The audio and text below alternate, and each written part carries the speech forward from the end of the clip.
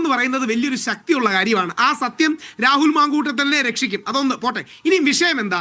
Rahul മാങ്കൂട്ടത്തിനെതിരെയുള്ള case ഏതെങ്കിലും കോടതി നിലനിൽക്കുമോ? താങ്കൾ ശരിയായി പറഞ്ഞ പോലെ റേപ്പ് നിലനിൽക്കില്ല, outraging the modesty of the woman നിലനിൽക്കില്ല, മൊളസ്റ്റേഷൻ നിലനിൽക്കില്ല.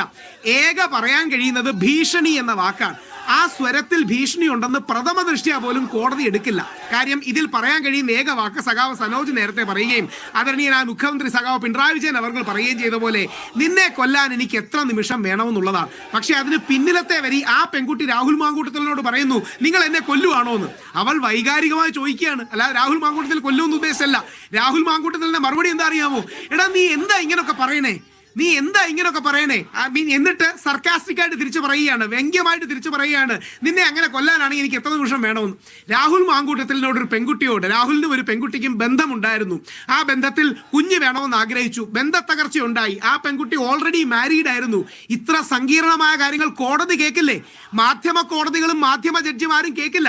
കാര്യം അജിംസ് ഓർക്കേണ്ടതേ, 2-3 ദിവസത്തിനോ ഇത് കോടതിയിൽ എത്തൂലേ, കോടതിയുടെ സമീപനം വരൂലേ.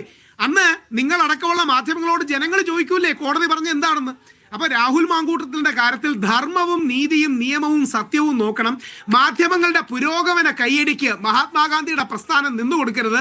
കെ സുധാകരൻ എടുത്ത നിലപാടെടുക്കണം. ഒരു വരി കൂടെ പറഞ്ഞു, അയ്യോ വളരെ പ്രസക്തം. എൽദോസ് കുന്നപ്പള്ളിക്ക് അനുകൂലമാണ് കോടതി വിധി. ശ്രീ എൽദോസ് കുന്നപ്പള്ളി, വിൻസെന്റ് സാറിന്റെ കാര്യം എനിക്കറിയില്ല, ഞാൻ പഠിച്ചിട്ടില്ല. ശ്രീ എൽദോസ് കുന്നപ്പള്ളിയുടെ കാര്യത്തിൽ ബഹുമാനപ്പെട്ട ഹൈക്കോടതി ചോദിച്ചത് ഇത് നിങ്ങൾ സിനിമാ കഥ വന്ന് പറയുകയെന്നാണ്. എൽദോസിനെതിരെ പരാതി കൊടുത്ത പെൺകുട്ടിക്ക് 49 ക്രിമിനൽ കേസുകളുണ്ട്. ഒന്ന് ആലോചിച്ച് നോക്കുക.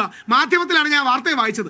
എൽദോസിനെതിരെ പരാതി കൊടുത്ത പെൺകുട്ടിക്ക് 49 ക്രിമിനൽ കേസുകളുണ്ട്. ബഹുമാനപ്പെട്ട ഹൈക്കോടതിയുടെ ജഡ്ജി പ്രോസിക്യൂഷനോടും പെൺകുട്ടിയോടും നിങ്ങൾ സിനിമാ കഥ പറയുകയാണെന്ന് പറഞ്ഞു.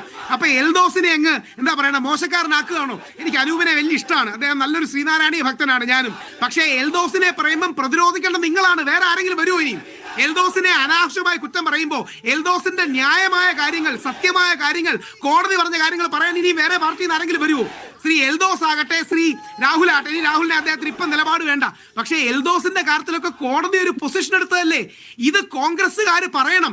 മീഡിയക്കാർ സ്ത്രീ വിരുദ്ധരായി ചിത്രീകരിക്കുമെന്ന് വിചാരിച്ചുകൊണ്ട് മിണ്ടായിരിക്കരുത്. ഒറ്റ വരി കൂടെ പറഞ്ഞ് അവസാനിപ്പിക്കാം. ഇപ്പം ചില മാധ്യമങ്ങൾ എനിക്കെതിരെ വാർത്ത കൊടുക്കുന്നുണ്ട്, ആ പെൺകുട്ടി കല്യാണം കഴിച്ചതാണ് എന്ന് പറഞ്ഞതിന് ഇത് വലിയ സ്ത്രീ വിരുദ്ധമാണെന്ന്. ഓൾറെഡി ആ പെൺകുട്ടി കെട്ടിയതല്ലേ, എനിക്ക് എന്തെങ്കിലും ചെയ്യാൻ പറ്റുമോ? 2024 ഓഗസ്റ്റിന് ആ പെൺകുട്ടി വേറൊരാളെ കല്യാണം കഴിച്ചതാണ്. ഈ വസ്തുത പറഞ്ഞാൽ പോലും സ്ത്രീ വിരുദ്ധമാണെന്ന് പറയുന്ന രീതിയിൽ തീവ്ര ഫെമിനിസ്റ്റേക്ക് നമ്മൾ പോകരുത്. ആണിനും നിലനിൽക്കാനുള്ള സ്പേസ് എങ്കിലും കൊടുക്കണം.